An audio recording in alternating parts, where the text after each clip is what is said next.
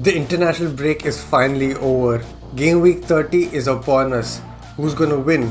We're going to talk about all the games of all the top 6 teams, so stay tuned till the very end.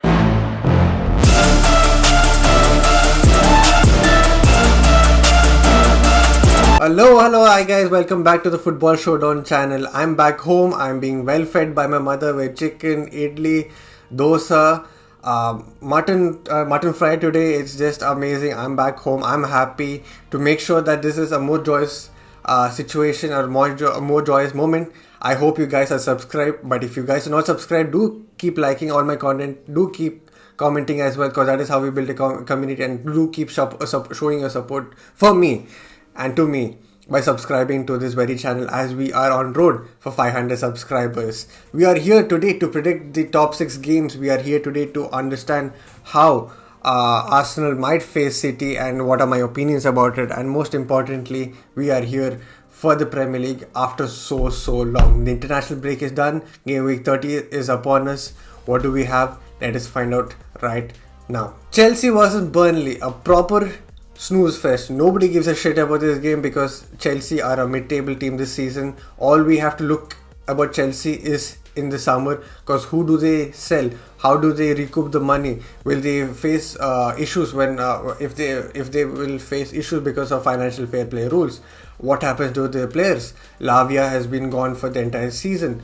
We've had the news come out last night or yesterday in the evening. What happens to the players that are already there? Will Enzo leave? Will Sterling make a move as well? What happens? Chelsea are an interesting club to look into only in the summer. For now, Chelsea versus Burnley, I couldn't give two shits about it, but my opinion is that Chelsea will make it a boring 2-0 win where they try and huff and puff, but it will be just a 2-0 victory as they're facing Burnley at Stamford Bridge. The next game, Tottenham versus Luton. Now this game is important and very fun to look at if you are a neutral fan, and as an Arsenal fan also, it doesn't really matter how Tottenham do because it is not going to affect us. So Tottenham are going to face Luton at Tottenham's home. Luton aren't a great team that travels. Luton aren't a team that generally get points when they're traveling as well. But Spurs on the other hand have a chance to pull off another Spursy moment. Will they pull it off? That is only time that is going to tell us what is going to happen. Tottenham are in need to win as many games as possible, as they need to catch up for the top 4 position against Aston Villa and to maintain that gap between United as well. Now Maddison didn't have a great run for the England squad, so he needs to have a good game as well from here on to make sure that he makes it to the finals Euro squad for England.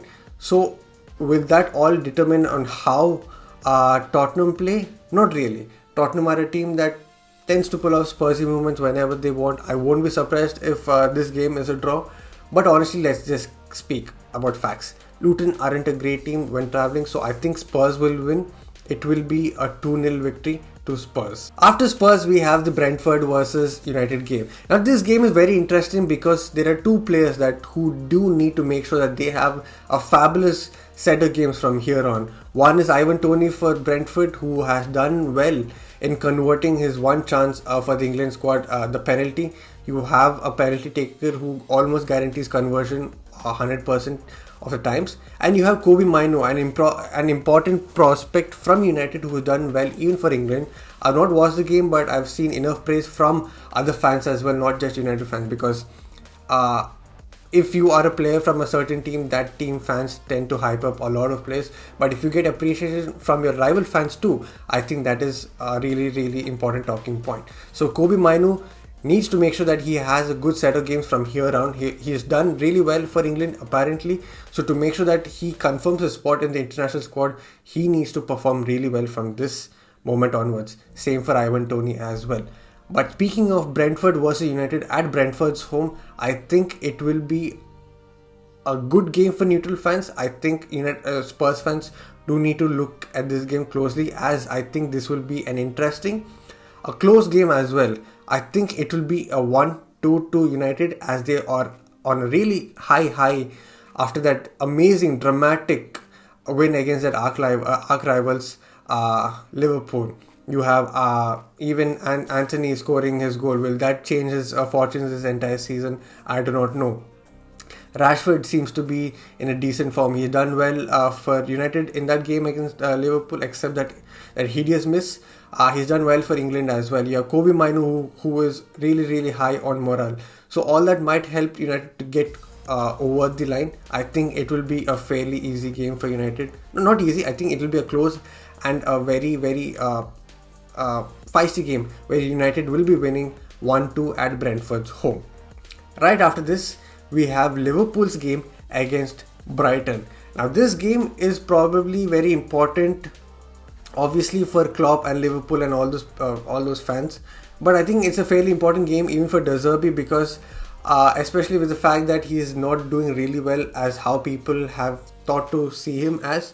When that insane stat of 16 games where he's not won in any of those was probably the most insane stat I've ever seen, or the one insane stat that just was just there, but nobody was able to see that, or majority of the fans didn't see that. Not just fans, I think many of the media outlets have not seen that as well. So if Brighton needs to get into another European spot this season as well, De Zerbi needs to make sure that Brighton plays well. Whereas with Klopp and Liverpool, I honestly think they're running on fumes. You have players coming back from their injuries as well. Anfield is a great place to make sure that your team is uplifted throughout the game and to make sure that all the players are on high in their morale as well. So do I think Liverpool will win this? I think it is going to be a draw. I won't be surprised if it's a late winner like how it was against Nottingham Forest. But if it is a draw, I don't think I won't be surprised. Is this me hoping for something of a draw because I'm an Arsenal fan?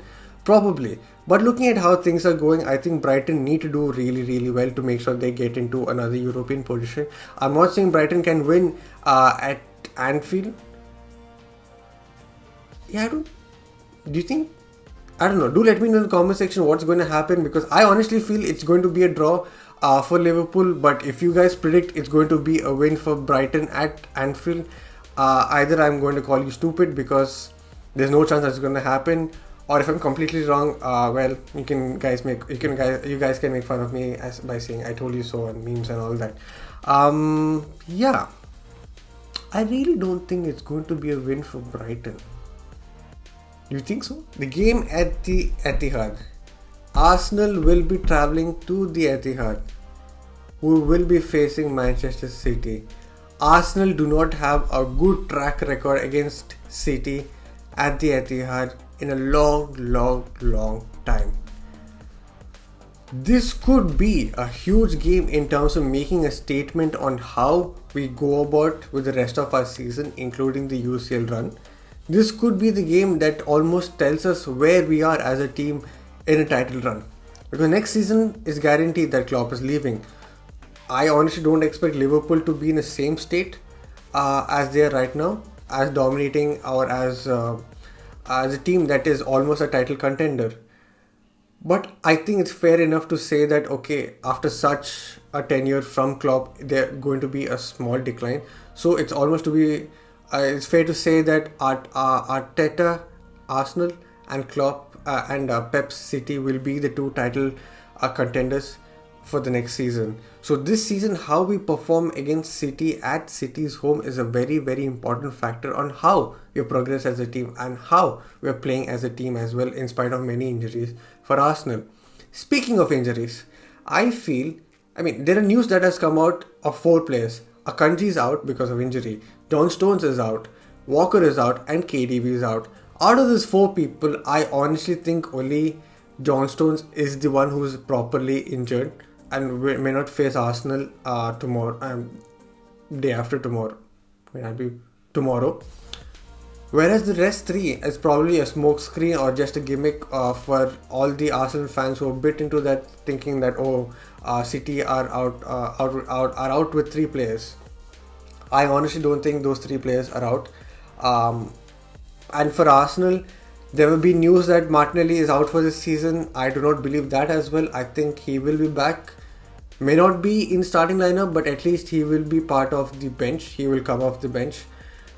And my honest opinions about this game, if we get a draw, I think it could be a huge morale. It's a huge moral boost for the entire Arsenal fans and the Arsenal team. This season, I think we are more sustainable. We are much more better defensively.